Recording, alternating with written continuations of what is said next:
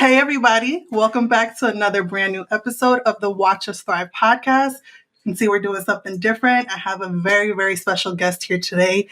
Thank you so much for being here, Lucky. Thank you for having me. Yes, I'm so excited to get to know more about you and your story. But let's start off with an introduction for people who are meeting you for the first time. Let everyone know how do you say your last name? Berrios. Berrios. Like, that's the real way? Yeah. Berrios. Berrios. Who is Luis Berrios, aka Chef Luckie? So, Luis Berrios, for non-Puerto Rican people, better known as Chef Luckie. I am a chef, an entrepreneur. I am a business coach. I am an author, father, amazing friend, everything like that. Just me. It's just you. Yeah, and my new friend. We have started a brand new friendship, and I'm really excited to get to know more about you and your story. I want to know, where did the nickname Chef Luckie come from? So, Chef Luckie, that's something new. The nickname Luckie, though, I got that nickname probably 9-10 years old, maybe. I used to hang out with my best friend, Edmar. Me and Edmar used to steal bikes in Clifton. I'm 41 now. That's a long time ago. So, we used to steal bikes, and I never got caught. So Emma used to be like, yo, you're so lucky, you're so lucky. And then his family would say the same thing. And then our friends would say the same thing. So everybody just started calling me Lucky growing up. And then about freshman year of high school, Emma calls and he's like, we're going to the lake. You want to go? And I was like, yo, I can't. I got to go to football practice. So I went to football practice and I get home and Edmar died at the lake. Actually, he drowned. Oh my gosh. So that was it. Everyone's going to know Lucky and they're going to know it's because of Edmar. That's beautiful that you're honoring him. Thank you so much for sharing that. Rest in peace to him. So since we're talking about your childhood, every guest that comes on always starts off with that aspect. So you talk about as much or as little as you're comfortable with and sharing what life looked like for you growing up. I was born in Puerto Rico early on in life. I guess my mom wanted to come to America because my aunt lived here. What part of Puerto Rico? Where I'm from? Mm-hmm. Oh, I'm from Barranquitas. Okay. So I'm in the Campo, yes, center of the island. Mm-hmm. And my mom wanted to come to America, let's say. And then my dad was like, yo, it's not happening. So my mom literally left my dad to come here. That's what she thought was going to be like the best for us. Right. So she just came. And then my dad was like, all right, peace. Like, it's over. Then growing up from that point of my life, it was just my mom. How old were you when you came here? It's probably in kindergarten. 5, 6. Yeah. We lived in Paterson first on Canal Street. Now, those who ain't familiar with Canal Street in Paterson, it's where High Beams is or whatever that other strip club is. And then we moved to Passaic for a while. We moved a lot. It was a single mom working a couple of jobs. Wherever was best for her was best for us. Right. Until I was at least in 7th grade. Mm-hmm. In 7th grade, we moved to Union and Redwood. And that's where I'm from. And I legitly, in the intro to my website, the bio to everything is, I'm just a kid from Union and Redwood. I didn't think that I would be where I'm at. And even now, there's nothing special about me. I'm special. I don't do anything extraordinary. Right. I don't do anything over the top. I mean, I do everything over the top. Right. But I do basic stuff. I just make it really good in my profession and stuff like that. It's just me. I'm the special one. I say it all the time, like I was chosen. I have no idea why, but I'm chosen. I'm chosen to do great things. I'm chosen to change people's lives. I'm chosen to do that stuff. I don't know why. I don't think that I'm deserving of it, but I am aware of it. Mm-hmm. So I honor it. Why would you say you're not deserving of it? Because I feel like, I always say like I'm definitely going to heaven. So it's stupid, but the way I'm going to explain it, because I say I'm buying my way to heaven. So I did so many bad things in my life that now I'm literally buying my way back in. And by buying, it's not monetary or stuff like that. It's just putting out all the good and all the positive and reinforcements and energy and helping other people and all that stuff. Like that is more satisfaction than anything else I've done in my life. Yeah. No, absolutely. I respect that. So were you someone who loved to cook growing up? No, cooking was always an aspect of what I thought was love and family, right? When my mom left my dad, my mom would send me back to Puerto Rico in the summer so I can see my dad and my family. So then I would always go down there, like a herd of people, when my grandma was like, yo, I'm going to cook. My grandfather owns a construction company. All his workers, all my uncles and aunts piled up. And I was like, man, this is beautiful, right? So for me, food at that age, when I was younger, and what made me love it was the way it brought people together. I'm the happiest when I see people eating my food and I am literally just watching them because no one's talking at that point. Right. That reminds me of my grandma's house in Puerto Rico, where no one would be talking. They'd just be eating. Yeah. So that was super dope. So I love that. But then life happens. I fell in love with it. I thought it was cool. I never wanted to be a chef. I never thought I would be a chef. I never thought I would be where I'm at now as far as cooking wise. But talk about that journey. How did that happen? After high school, I had a kid already, 17. Wow. I was like, fuck, what am I going to do? I did a little college, and then I was like, yo, I need money. I got to do something. So I went to the military. So I did that, and then I came home from the military. I got a job, like just kept doing work because bills had to be paid. Right. And then I got in trouble again. I got real lost mentally, emotionally. I was addicted to drugs. I was doing bad. I was doing a lot of bad shit. Before all the other bad shit, first I was in a corporate environment, and I got really, really big trouble there. Arrested type shit. I was married. So at that point, it cost everything, right? Like it cost the marriage, I had nothing. So I went and I started working, I think it was the Brownstone. And I just worked my way up there. And then he was like, oh, go to Berkeley College because they own Berkeley College. So I went there to cook there. And I literally started as a delivery driver. When I was young, I always say my first job was at Mountainside Inn. I was 13 years old. I was washing dishes and stealing the cherries from the basement. But that was my first intro back into food at the Brownstone, where it was more where I was needed or cooking wise and stuff like that. So I was like, damn, this is fucking awesome. I did an event and I noticed how much money they made at the event and how much money I made at the event. And I was like, this is bullshit. And I was like, I'm going to start my own company. I got hired by Josie, actually, was one of the first people that shout out to Josie. That pushed me to do independent stuff. And I was afraid as fuck. I was like, hell, I'm not doing that shit. Like, call somebody else. It ended up being amazing because of that aspect. It took me and my mind to a different level. So I was like, fuck, this is awesome. This is what I want to do. In life, I feel like you always get tested. The universe is like, oh, I'm going to give you everything you want. But I'm going to give it to you so fast that you can't handle it. So that's what happened. But I didn't know what to do. So I fucked up. 8 years ago. So I was 30 something. I turned to a lot of different things to try to cope and deal with that shit. I was in a relationship at the time, and it wasn't a very healthy relationship. Right? It wasn't healthy on both ends. I would say it was like 90% me, but I just didn't know that it was me. At that point, I was so blind. I was like, fuck you, like fuck everybody. I got really depressed. I got really into drugs. As doing all that, at that point, it fucked my entire career up. Mi Familia Catering was the first company I ever started. We were on a path of greatness. And because I didn't know how to manage it or handle it, it was taken. Not even taken away. I gave that company such a horrible name. I ruined my credibility. I ruined my accountability. If my name came up in a conversation, they'd be like, fuck that. Friends to family to people that never met me before. I got judged. And rightfully so. How was that messing with like your mental health? No, stupid depression. Yeah. I ended up in hospitals for suicide attempt. It ruined everything, mentally, physically, all that shit. And then I want to say 5 years ago, everything changed. An epiphany that you had, or? Yeah. I was overweight at the time. I could never imagine looking at you today, seeing the before picture. I'm like, holy shit, You're a completely different person. I was very big at the time, right? And then I had a lot of medical issues. I'm talking about, I had high blood pressure, I had high cholesterol, I had fatty livers, I had type 2 diabetes, I had sleep apnea. I mean, I stopped breathing 47 times a minute in my sleep study. That's scary. I literally slept with a machine on my face so that I can breathe. The CPAP, Right, the CPAP machine. So I slept with that. So my whole life was just coming together. At this point, I've established my name back. I've changed the perception of myself to certain people because no matter how good I am right now, I'm still judged by my past. Right. So it's okay for those people, but I've already forgiven myself. So that's not you. That's all that That's matters. a you problem. Exactly. That's not a me problem. Exactly. Yep. So at that point, stuff was starting to get good back in my life. And then I was mentally in a better place. The drugs weren't a problem no more. I wasn't doing any of that stuff. I wasn't really drinking that much at that point. My life was getting really, really good. The problem at that point was more of how I felt inside, how I felt because of the way I looked. So I was like, I want the full journey. What I believe is the journey that's meant for me. The changing point was once everything started getting better, no more drugs, no more alcohol, no more anything like that. I went to the doctor. He was like, how old is your youngest son? And I was like, he's 10. And he was like, oh, keep going. You won't make it to his 15th.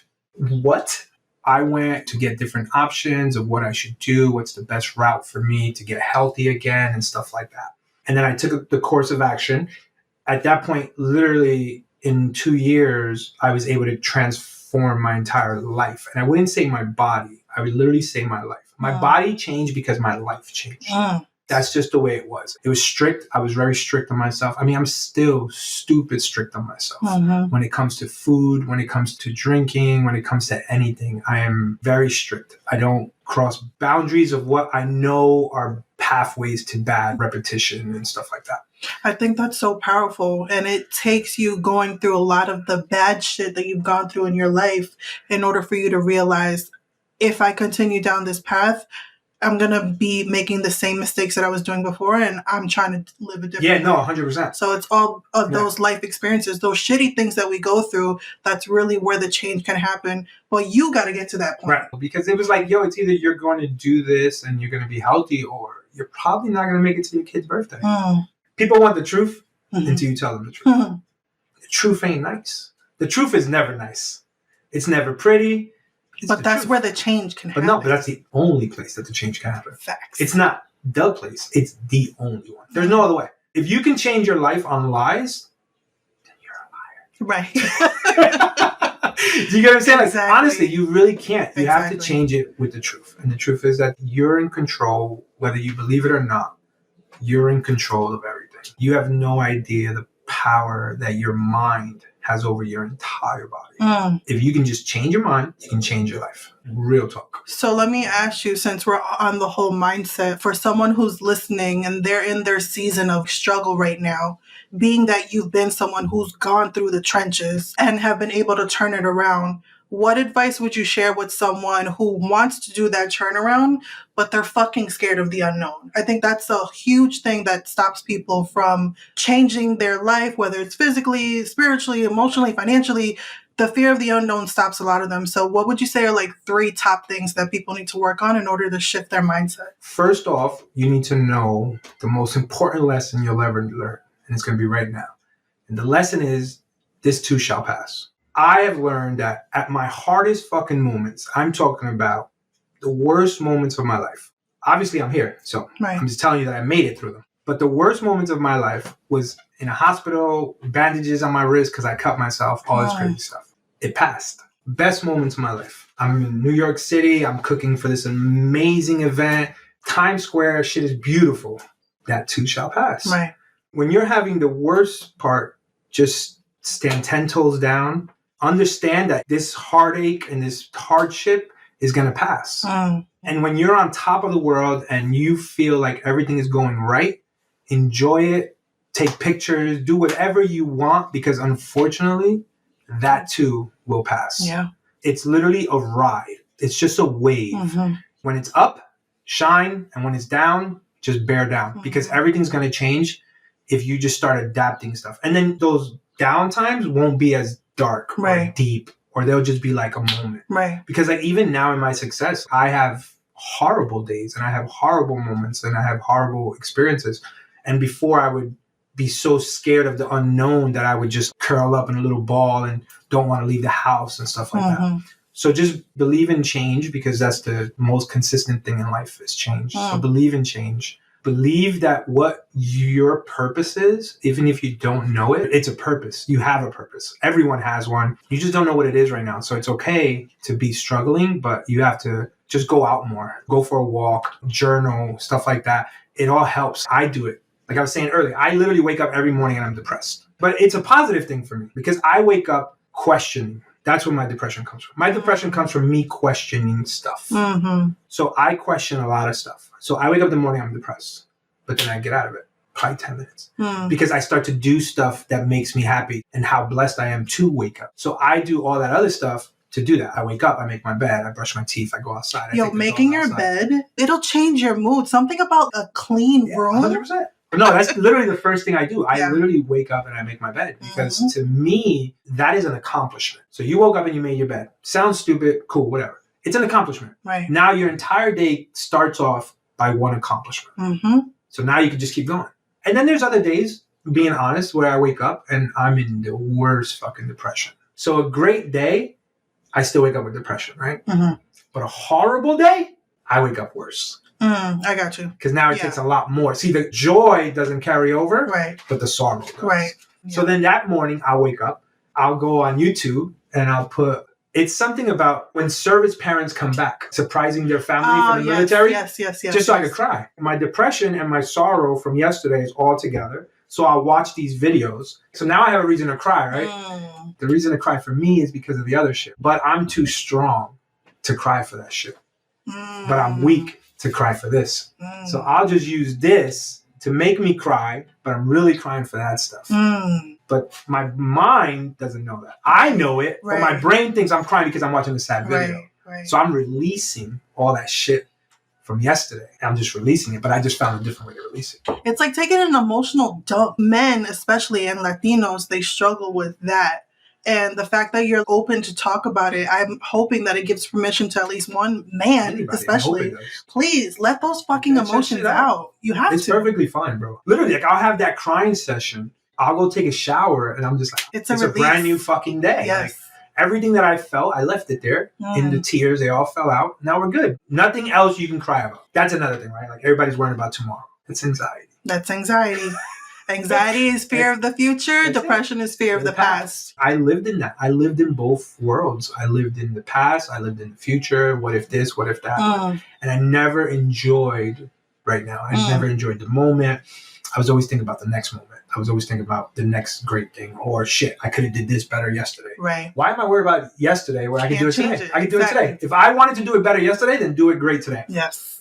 That's powerful. And that all comes with the growth mindset. But that's all it is. It's 100%. And it wasn't solo. I mean, I went to therapy. I still talk to therapists. I went to group meetings. I went to AA. I went to everything that was frowned upon. Anything that you had to admit was wrong with you was frowned upon. We're too strong. You're a man. You're supposed to be strong. You don't need help. You're a girl. You crying? Like, what's wrong with you? Right. That's how we grew up. Whenever there was a man around, what are you crying for? You're a girl. You got to be strong. Nah. Even now, I still have that machismo stigma, but I only have it about myself. Sometimes I'd be like, yo, I wonder if people think I'm weird. My son would be with me, and he's 18 years old. And like, I'll put him on my lap and just hug him from behind and kiss his neck and shit like that. I'm like, I wonder if people think I'm weird. Right? Like, who's this fucking weirdo? Yeah, because I love my kids, and I show them that. And even my son, he works for me at the restaurant. Oh no, all my kids, man, they all work for me. Yeah, they all do, which is awesome. I'll be at the restaurant, I'm at the bar, and he'll just come behind me and hug me and like kiss me. And I'm like, does that make you want to cry? Are you kidding me? Like all the time, because that's how I want my kids, especially my sons, right? Right. I want my sons to know, yo, love is cool, bro.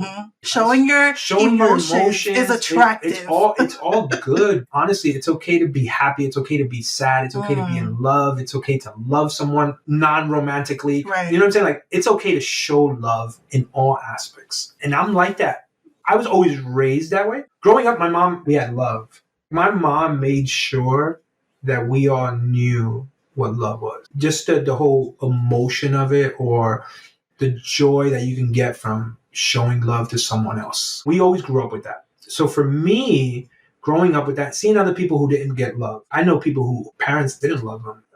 What is that? Like, that's so strange to me. And I do that with my boys. And my girls are beautiful girls. I have 2 girls and 2 boys. But my boys, we live in a world where you got to be tough and all this other shit. And I want my kids to be tough, but I want them to be soft. I want them to know the difference of, I'm a lover, but I love to fight because I'm good at it. But you don't go looking for it. So that's what I'm going to go. Yeah, right. I've always been tough, right? I had to be tough. I was raised tough. I lived in the hood. You had to be tough. Right. All those aspects I have. But it was funny because recently on another podcast, 50 Cent was on there. And they asked 50 a question. And 50 was making a statement. He's like, I don't ever want a problem. If you ask me, yo, you want a problem? No. I'm like, nah, I don't want no problem. I don't. But if you want a problem, I'm going to say, no problem. And that's how I feel about my life. Right? Yeah. And that's how I am, and that's how I am. And I don't want my kids to know that. We come from way different generations. Absolutely. You know what I'm saying? I'm 41 years old. 1996, 1997, somebody says something. We didn't have guns. We didn't have anything. They put you in a little square, and you fall. Right. And then the first person that quits. You pick them up off the ground, or they pick you up off the ground, because I didn't win every fight. I'm not going to say I did. And then you keep it moving. Right. And I don't want my kids to know that. So I teach my kids a lot of love, a lot of affection, a lot of understanding of the privilege that these kids have, that my kids have. Yes. And not everybody's kids and all that stuff, because you might discipline, you might raise and all that stuff. You raise your kids the way you want to. And if somebody says they're wrong, fuck them because they're not the parent. Right. So my kids are very, very privileged, especially my boys. Now I have 2 girls who are older. Mm-hmm. She's 24 and 21, I believe. And those girls saw the struggle, the disrespect that I gave to their mother. Right. They saw everything. They have an understanding, my girls do, of coming up from nothing. And it's not even only me. I'm doing very well. My kids are taken care of at a successful point in my life. But my kid's mother was the first one that made it. She was showing them the better side of life before I was. Right. So shout out to her for always taking care of the girls and making sure that they didn't see everything that was happening. She was the breadwinner when we were first married, all that stuff. For my girls to see the struggle from me to being where I am now is beautiful. And I hate the fact that they had to see the struggle. My daughter had to see me get locked up. My daughter had to see me getting fucking into fights and all this crazy stuff. So for them to see that and see me now, right, everybody's like, oh, that's so beautiful. And it is beautiful. Right. I think it's beautiful. But my boys, they don't see that because they were too young at the time when I was doing that struggle. But then even in building to where I am, I feel like my boys suffered more because in the process of me following my path to greatness, I wasn't around as much. Do you have any regrets in life? No. No? Not a single one. Not one. There's things that I wish were different, right? But I don't regret it. Right. Because if I didn't go through that, then I wouldn't go through this. You wouldn't be who you are today. Right. Yeah. I wouldn't be sitting down with you right now because you wouldn't know who I am. All those hard times made me who I am. So now my boys see all the greatness. So like now it's hard to explain to them what the hard times were because they don't understand it. What I just try to raise them with now is understanding that it's okay to have feelings. Right. It's okay to love. It's okay to be sad. It's okay to cry. It's okay to talk to people if you don't want to. It's okay to talk to somebody else if you don't want to talk to me or your mom or anything like that. Because I've learned exactly how to deal with feelings. So now I want everybody to learn how to deal with them. Right. Because it put me in a very bad place before. And that's why I worry about everybody else more than I worry about myself. Because I know that I can carry it. I want to take it away from you. And put it on you. Because I know that I'm strong enough to carry it. This conversation, I got a whole list of questions. I haven't asked not one of them because it's just so fucking amazing just to learn more about you and your story. But let me ask a couple of them. All right, I'm ready. So you're very open about your ADHD diagnosis, which I love that you're very open with talking about it and living your life day to day. So I want to ask you, for someone who may be neurodivergent, who's listening and is struggling with ADHD, what would be some advice for you to tell them in order to try to live a normal day-to-day life, even though they have this disability that they struggle through? We're going to start. It's not a disability. Yeah. ADHD is my superpower. That's what I say. I've heard a lot of people say that. I do. So for me, in my field, I always say my apron is backwards. It's really a cape. I'm a superhero. Yeah. When did you find out? So this was like 4 years ago. Oh, wow. So I've had this my entire life. Right. If you look up some of the stuff that happens to people who have ADHD with the impulsiveness, the risk-taking, that was me my entire fucking life. Right. I just didn't know what it was. Right. I was travieso. I was a boy being a boy. I was always in trouble. I was always willing to fight. I was always willing to risk anything for something else. I didn't care. Like, we're going to Mexico tomorrow. Let's go. Fuck it. Let's go. Let's go. Like, I didn't care about shit. Yeah. And I didn't know that. First of all, my mom's Latina. Single mom in America. Yeah. She gonna ask, what doctor she gonna ask about her crazy ass son? We used to joke around. We used to say she used to have a parking spot at every school I went to. That's how much in trouble I used to get. But mind you, I was in trouble all the time. Right. I fought crazy shit all the time. Straight A student. You can tell me nothing. I knew what I was doing. Right. The other stuff that I was bad with. Right. There's a quote in my book and it says, in order to be great at some things, you have to be lousy at others. And that's the truth. I am great at a lot of things. I'm lousy at probably more things that I'm great at. And I didn't understand that because when it came to ADHD, I didn't understand why I did the things I did. I didn't understand it. And no one really talked about it. I didn't even know about it either until I was probably like 18. I attempted suicide at that time. And I didn't really know much about ADHD and all that stuff. But when I was in the mental hospital, I was there for a couple months. And when I was there, in the therapy sessions, you learn stuff about other stuff. And that's always one thing that I did. I always paid attention. I didn't ask questions because I was never that guy. I was very observant. And then I'd go home and I'm like, yo, research this shit. And then when I got out of the hospital, I started to research a lot of things. And I was like, man, but I think there's something wrong with me. Mm-hmm. It made sense. So much stuff that was said in the hospital made a lot of sense. Mm-hmm. And I was young at the time. And then in life, other shit happened. And you think that you're in control of your life until something bad happens. Yo, my life is going good. I got a good job. I got a wife. I got kids. I'm doing well. We're bouncing back. We're getting in a better position and all this other shit. And then because of my mental illness that I was still not treated, I knew there was an issue. I just didn't care at the time. I lived my whole life like this. Right. This is who I am. And then I got older and it was affecting more parts of my life. And then I finally went, I was like, yo, there's something wrong. Yeah. We got to figure this shit out. Right. And I was probably 35 when I got diagnosed as ADHD. I got diagnosed with depression, ADHD, ADD, and I have OCD tendencies. It made a lot of sense at the time. Right? Yeah. And then as my career started, maybe a year after of the diagnosis, I started to realize why it's a superpower. When I need to do 5 things at one time, watch this. Yeah. This is where I'm great at. So then we live in America. So the doctors obviously wanted to prescribe drugs, but I was afraid because I had a drug addiction to pills. I'm like, yeah, I'm just going to figure it out myself. Right. And at first it was the illegal way, right? 6 years ago, it was the illegal way. I would go buy weed and shit like that from the streets and smoke, and smoking marijuana would calm me down to like an even keel where I can still be high function, but not be distracted. So it was beautiful. And then recently with the laws and where we're from changed, so now it's normal to smoke. But that has been a very helping factor in my ADHD. The drugs probably would be a good factor for other people. The reason I'm not discouraging taking medicine or anything like that, I'm more saying that for me, it was a trigger to being somebody that I didn't like before. Right. So I didn't want to take them.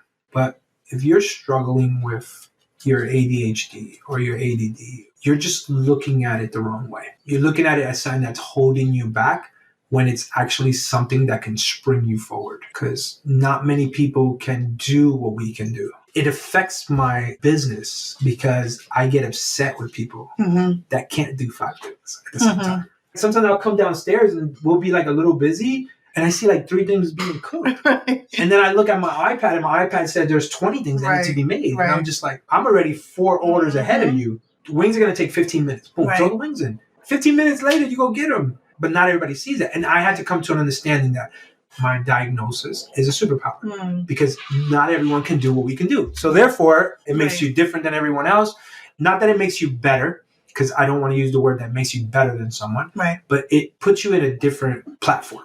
There's things that some people could do really, really good, and they have to do that one thing really, really good. I can do 5 things at the exact same time, and they will all be really, really good. But not everybody can do that. I love that you have the mindset of it being your superpower. That's how you change your own narrative, right? That's so powerful. But that's what your mind does. Yes. And there's certain people that say things and stuff like that. So right here, there's a filter. Your thoughts. Before you say it, most of the time, 9 out of 10 people are going to think about what they say. I'm the 10th. Because I just can't. Because I can't control myself to change my mind. And then once it's in my mind, it has to come out, because then I'm lying. Then I'm lying to myself. So then I don't want to do that. I don't want to lie. I don't want to sit here and pretend that life is easy or grand with a mental illness. It's not. There's a shadow cast on us. This person fucked up. I can do so much. What do you mean I'm crazy? What do you mean there's something wrong with me? And that's what the world and my thing needs to change, is the way that you perceive someone that has a mental illness. And I love that you're so open about it. So you're giving other people who may not be comfortable within themselves to talk about it, but to hear someone who's out here thriving regardless, that's so powerful. And I appreciate you being so open about that. What would you say is the biggest struggle around entrepreneurship, and what's the best part? Let's start with the good first. You want to start with the good? Yeah. All right. So the best part about being an entrepreneur, owning everything that belongs to you. Owning your time, owning your presence, owning your business. It is yours. If you started something, anything, it doesn't even matter what you started. If you started it and you did it alone, out of the gutter, from the garage of your mom's house, if you did anything like that, then you're already winning. You don't have to ask someone for vacation. I always say your salaries are dream killers. Absolutely. And this is coming from somebody who thought the corporate world was the only way to make money, the only way I was going to be successful. It was told to me. Yes. It was told to me by somebody that I was in a relationship with, totally in love. The only way you're going to make it is if you work for someone else. That same person that said that to me asked me for a job. How did that feel? It was nice. Yeah. Obviously, I said no. It was more of the principle. Right. I don't think he understood the principle of it. I don't think that the conversation that was had between us was appropriate. Right. I just feel like the best part is controlling your own life. Right. And living in your own peace. And having that freedom. It's freedom to how you look at it. If you ask my friends, my friends say I work too much. I think people who are not in that world just don't get it. If you ask my significant other, I work too much. Right. If you ask my kids, I work too much. If you ask my family, I work too much. Right. But to me, I'm not working enough. Obviously, yes, I work hard. But I work so hard so that I could have those moments. Absolutely. So that's what I would tell anybody, that the best part of being your own boss and being an entrepreneur is being able to control your life. Whether you want to work a lot. Right. There's nothing wrong with it. Whether you want to vacation a lot, whether you just want to own things and sit at home and say, hey, I own those things. Right. That's cool too. Everyone has their own reasoning for wanting to be an entrepreneur. For me, it was about, one, I had a criminal record. Let's just be honest. No, absolutely. I couldn't get a job. So I went to the brownstone where there's no background checks. I just want to say, if anyone has a criminal background and you want a career, in the restaurant industry, you can get a career. There's no background checks in any form in the food industry. So if that's something you wanted to do, please look into it. That's good to know. There's no thank you for background checks on that. So for me, it was what I had to do. I did this for the money. I started cooking for the money of it. And now the money is probably the third thing I care about. Because now it's the satisfaction of other people enjoying my food. Yeah. Then it's the satisfaction of me helping, meeting, and being able to help other businesses, other coaches, other restaurant owners, other chefs, being able to help them. That's definitely second. And then the money would probably be third. Because the freedom is not even on the list, because that's the only thing that I have is the freedom. Right. I know it's not rainbows and butterflies, though. Absolutely not. While you're wildly successful now, the journey to get there did not look like that. No. So what would you say is the worst part, or not really the worst, but the not so glamorous side of entrepreneurship? What you lose. That's something that I ask people all the time. Obviously, everybody's willing to gain, but what are you willing to lose to get on top? Like, are you willing to lose friendships, relationships, money, time with your kids? Are you willing to risk time with your parents? That's my number one question. Whenever I talk to anybody who wants to do this, I'm like, yo, what are you willing to lose? And like, yo, what do you mean? All right, here, I'll break it down. Right. Boom. I lost a marriage. I lost relationships. I lost time with my kids. I lost baseball games. I lost back to school nights. I lost this. I lost 20, 30, 40, 50, 60, probably $80,000. Are you willing to lose all that? Because you don't know the return. You don't know anything. Investment. You know nothing. You have no fucking clue. Yeah. And again, it's because of the world we live in. We live in a social media world. Not everyone is putting up their failures. No. Right? No one's putting up failures. No one's saying, oh shit, I lost $10,000. Right. No one's doing it. Yeah. And if they are, they're doing it for the wrong reasons. Right. So all you see is the success. All you see is the greatness. All you see is, oh my God, look at Luckie. He's doing this. He's doing that. Cool. That's because that's what I want you to see. Right. Because I want you to see, and I want you to remember that the person that you know, or the person you thought you knew and all that stuff, is not that same person. People didn't count me in. Now you're going to watch it. Now you're going to see everything that I want you to see. And you don't see everything else. Because I don't want you to. Because not everyone can do or go through what I went through to get here. And that's what the fear is. And when it comes to that, the problem is that fear. Right? Everyone is afraid of something. They're afraid that their friends are going to laugh at them if they open a business. Their friends are not going to support them and stuff like that. And then their family's going to talk shit. Oh, you shouldn't do this. Oh, you're risking you have a good job. And I agree with your family. You do have a good job. You have a good job. You're doing really well. But are you happy? 9 times out of 10, they're not. Right. So like, are you happy? Because to me personally, at this stage in my life, peace. I care about nothing. Nothing. I say it and it pisses people off. I just genuinely don't care, because someone else's issue is not going to cost me my peace. You have a problem. Did you hear it? You have a problem. Right. Reiterate that part. Your problem, that's a you problem. It's not a me problem. Yeah. And I feel like people just need to understand that fear is your friend. People are so scared because fear has such a negative definition to it. It's like something you're scared of. Yeah. I'm scared to be great. I love it. Yes. You know what I'm saying? Like, I'm scared to be a millionaire. Yeah. But I'm using it as the fuel to get me to be a millionaire, as the fuel to get me to be great. Yeah. As other people are using it as an excuse to not be great. So I always say there's people out there.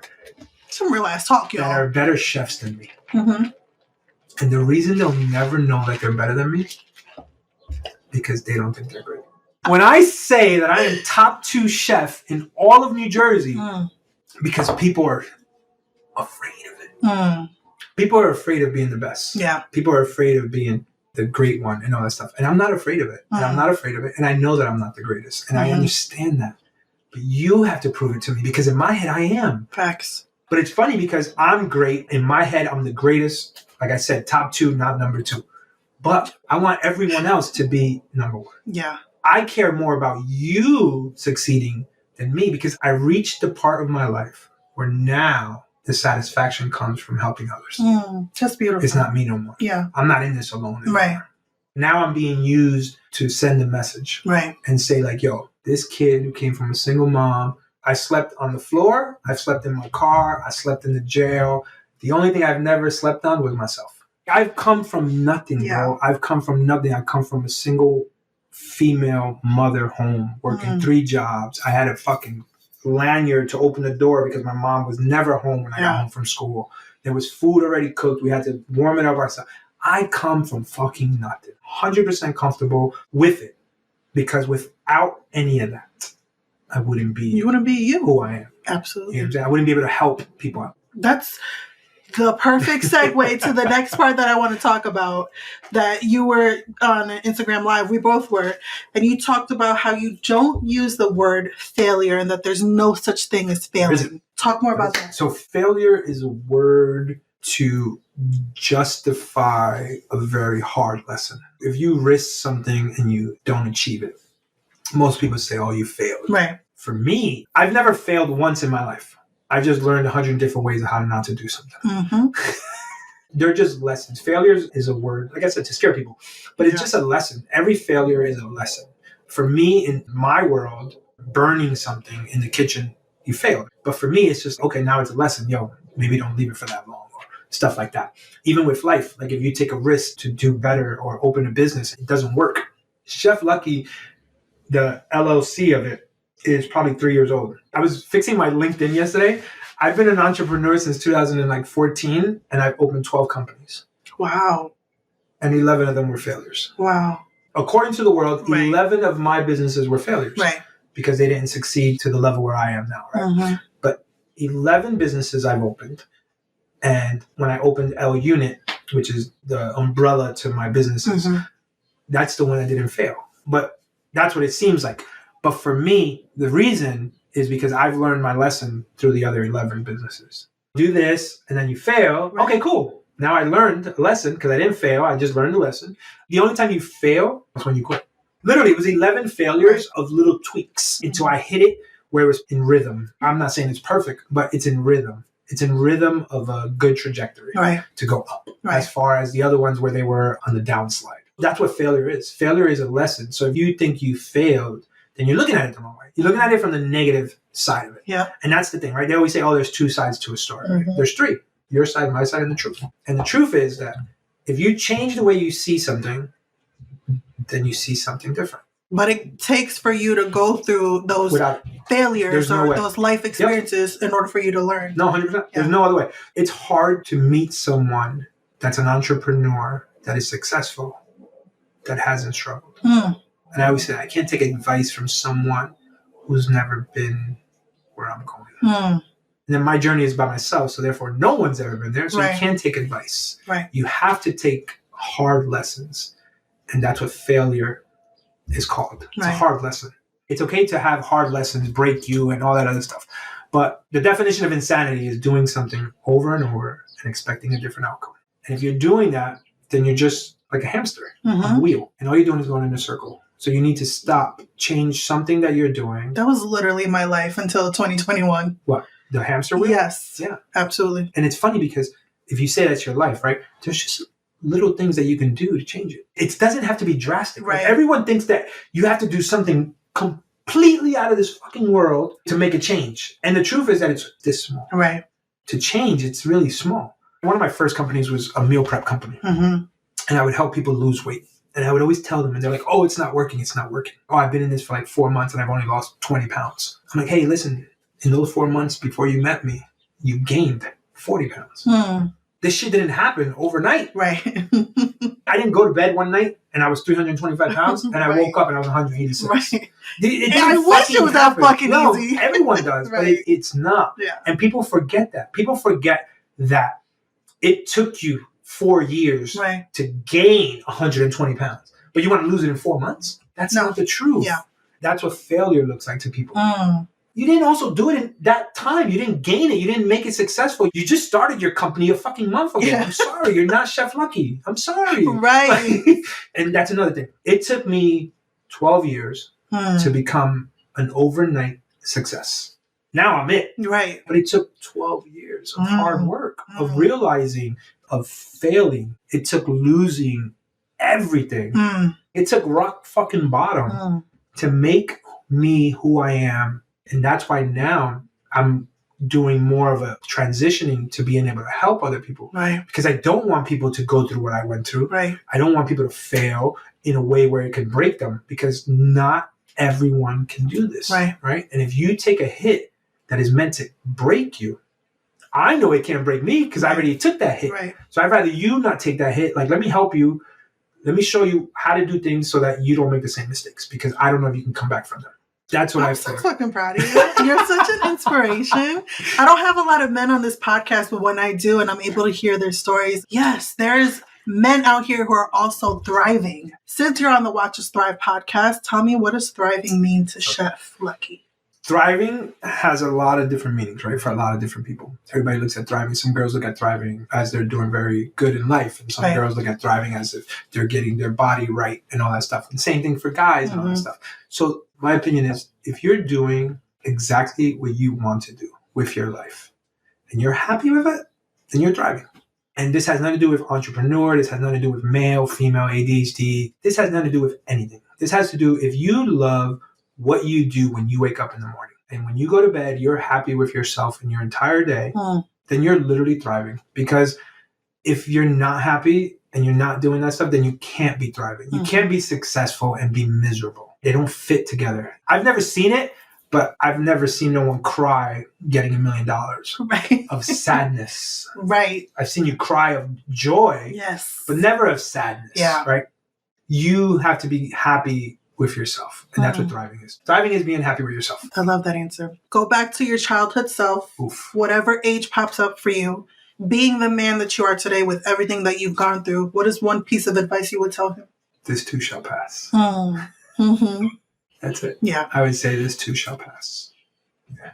Because childhood was hard. It was tough. But it made you who you are. 100%. No, 100%. I wouldn't change that. Hashtag no regrets. No regrets. I was going there. I knew we were going there. No regrets. No regrets. Okay, final question. So I want to know, what kind of legacy do you want to leave the world? You're no longer here. Long time from now. No, stop it. Fear. No. What do you want people to say about Chef Luckie? So it's simple. It's actually in my will. In my tombstone, I wanted to read, he gave more than he took. I just want to be remembered as someone who gave the world more than he took from the world. Yeah. And I've taken a lot from the world. So that's why I say I'm buying my way back. You know how they say the sins of your father? I'm paying for all the sins of Louis Berrios. All Louis Berrios' sin. He's my father. I'm lucky. So I'm paying my father's sins back. And that's what I'm doing. So therefore, that's what I want to be remembered as. Someone who gave more than he took. Luckie. I fucking adore you. I felt so in love with you after this conversation. Thank you for your realness. Thank you for your transparency. Thank you for being a voice for a lot of men who are not comfortable talking about their life experiences, their emotions, their struggles, their wins, their failures, all of that. I just appreciate you so much. And shout out to Josie for having us here. Yep. I adore you so much. Thank you for the work that you're doing. Thank you for your realness. Thank you for being a fellow Virgo. Yes. Yes.